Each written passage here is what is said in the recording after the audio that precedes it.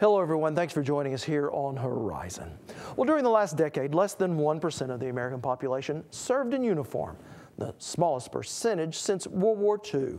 Despite conflicts in Iraq and Afghanistan, thankfully most Americans have never witnessed the pains of war firsthand. Yet, that disparity between those who serve and those who have not may be partially behind a troubling trend. 1 in 3 male military veterans under the age of 24 is unemployed. The jobless rate in 2011 for these young veterans was 29.1%. For men in the same age group who did not serve, it was 17.6%. For veterans ages 25 to 34, their unemployment rate is still higher than non-veterans, but just by about 3%. It is not until you get to the 35 to 44 age group that veteran and non-veteran unemployment rates become more comparable. But work is underway to try to fix that problem, and that is where our Keela Kellen picks up our story.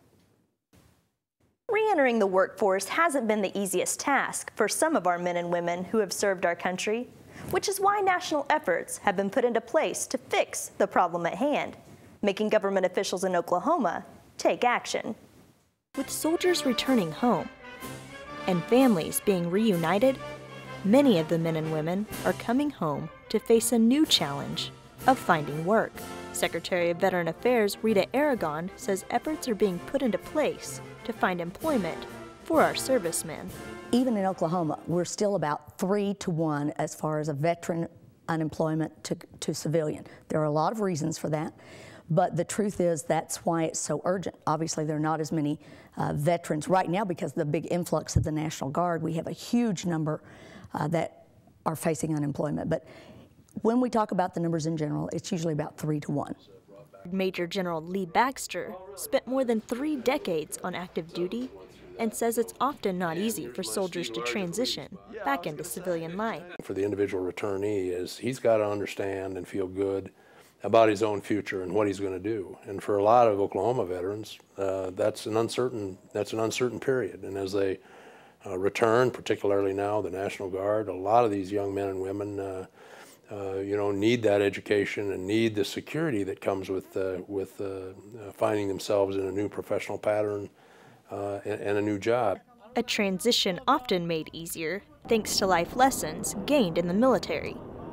Skills are one thing, values and attitude is another, and I just mentioned that one first. When you hire a veteran, you're hiring a guy that's used to coming to work on time, knows the value of hard work, he is drug-free, he's probably had a significant amount of leadership experience, even as a young enlisted man or a young officer. He's had an awful broad level of experience. So he or she is a good person to begin with, and the kind of person you're going to want to hire. While highly qualified, many of these veterans still struggle with translating military terms and credentials into a language that civilian companies can easily understand. And the skill sets they bring are very, very diverse. But then they have many specific skills that are often masked by, military terminology or military occupational specialty. And I always use a field artillery cannoneer from Fort Sill, we think of as firing a howitzer and doing all that sort of thing. But in fact, he's very capable and very experienced and trained in long-haul trucking and hazardous long-haul trucking. Probably been driving semi-trailers of hazardous cargo, ammunition across Afghanistan and Iraq for the last year or so.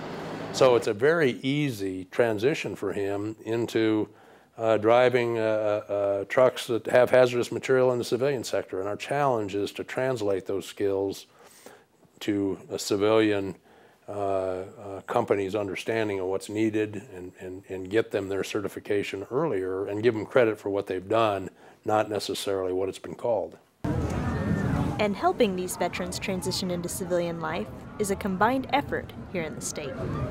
The Oklahoma Employment Security Commission, the OESC, Career Tech, obviously, and the folks from the Department of Commerce have put a strategic working group together to be able to outline and to formalize processes so that we can help those people coming back. Levi Valdois, matches veterans with job openings, and even helped organize a state Veterans Career Day. The event is the Oklahoma Military Connection Hiring Event. It is a combined effort with state agencies in Oklahoma as part of a kind of a governor's push to hire veterans with the Oklahoma Department of Veterans Affairs. And the idea is that after this event, the veterans are matched up with employers, interview within the next 30 days with those employers as a second round interview. If they're a good match with the company that we match them up with or that they met at the event, then they go to work for that company within 30 days.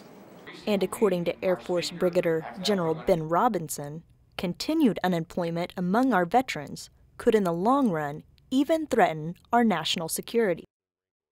We have some statistics that say that only about 25% of America's young people are qualified either academically or physically or with a drug issue that can even qualify for military service. So that cuts it down. If you're a young person and you're thinking about going in the military and you do have the academic background and the physical background and you've lived a drug-free life, and there's only 25% of you, and we don't show that we're committed to helping you make that transition back into the civilian world, that's an issue of national security. Working to serve those who have fought to serve us. The national unemployment rate for all veterans was down to 6.7%, according to statistics recorded in September, which was more than a full percentage point lower than the general population average of 7.8%. Making it the lowest overall unemployment rate since January of 2009. And while there is still work to do, it is clear that the unemployment rate among veterans is headed in the right direction. All right, thank you, Keela.